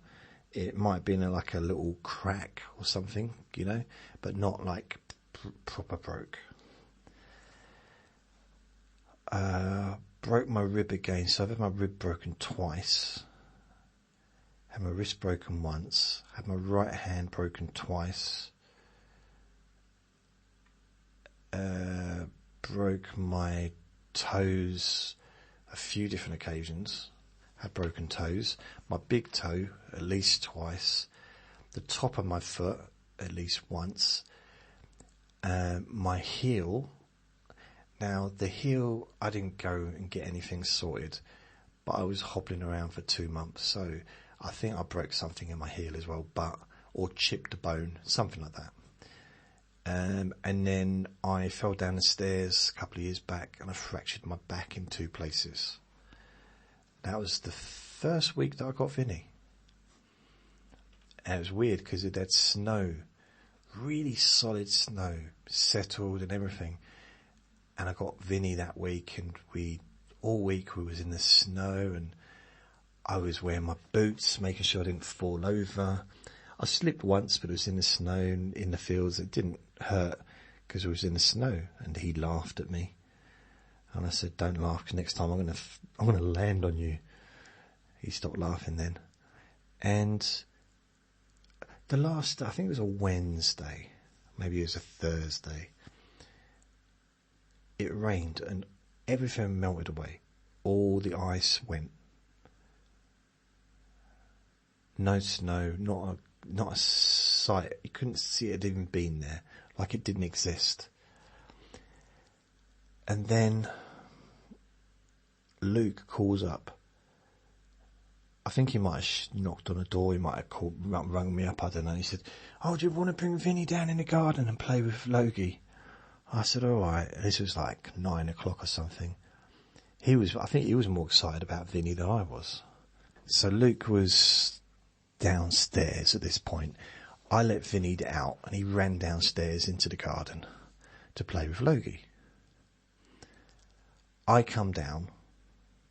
I got my Crocs on, but I did put my coat on because it was cold. and Luke was standing at the bottom of the stairs. I was just talking to him as I was like getting ready to come down, and I think I got down about 2 steps or 3 steps, and I went, and I bounced down the whole of the staircase nearly. I mean, it's not like it's concrete steps. It's not like big, it's not loads of steps, but it was enough. And Luke was laughing because he didn't know I'd hurt myself. He said it was so funny to watch, just you bouncing off of each step and the look on your face, because it happened so quick. I didn't really know what was going on, to be fair. I couldn't really process it because it was so quick. Yeah, 1 minute I was standing there, next minute I was at the bottom of the stairs, having been on a really, really weird roller coaster. Well, it wasn't a roller coaster, it was falling down the stairs, but you know what I mean. It was a kind of very strange experience. So he's laughing. I'm not feeling great. And I mean, it ended up that I'd had a fractured back in 2 places. So I imagine, I wasn't, my back wasn't feeling wonderful. And I couldn't get up. I needed his help to get up. And he said I needed to go to the hospital.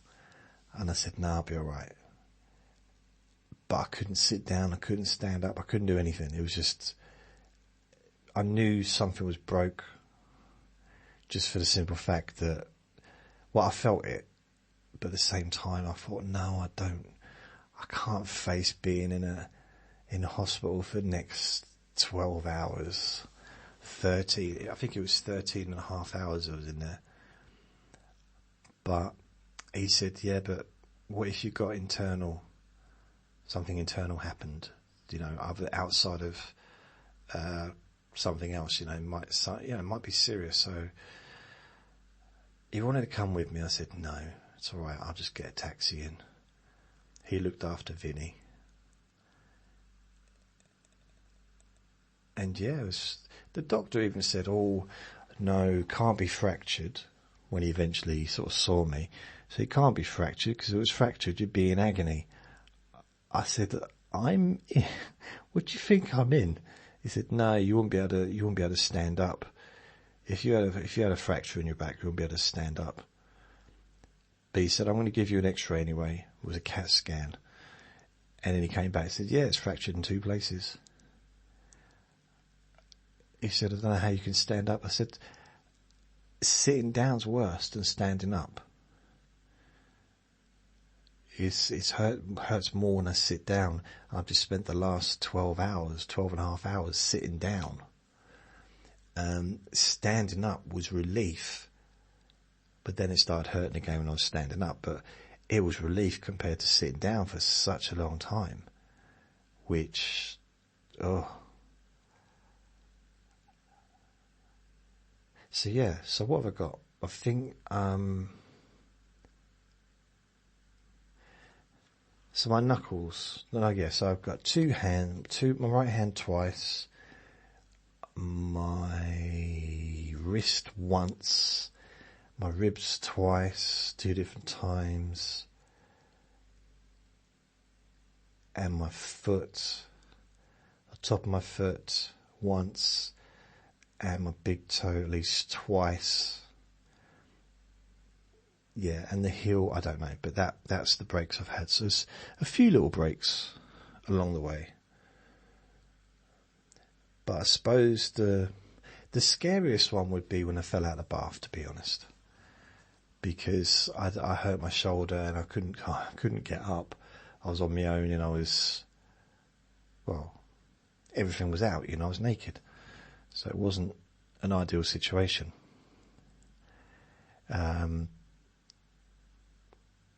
But when I fell down the stairs, but at least I had a t-shirt on. The rest of me, I was naked. And then when I was at work, yeah, I pretty much was naked most places, most times. It's weird, isn't it?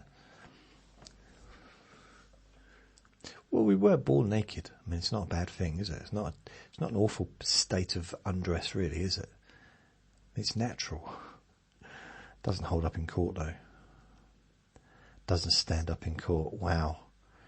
So yeah, I've had a few little knocks around,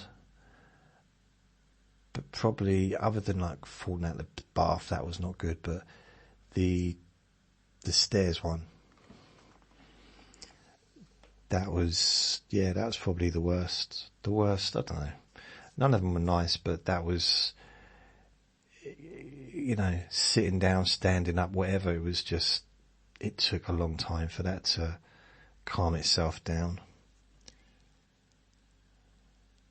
Yeah, that was weird, that was.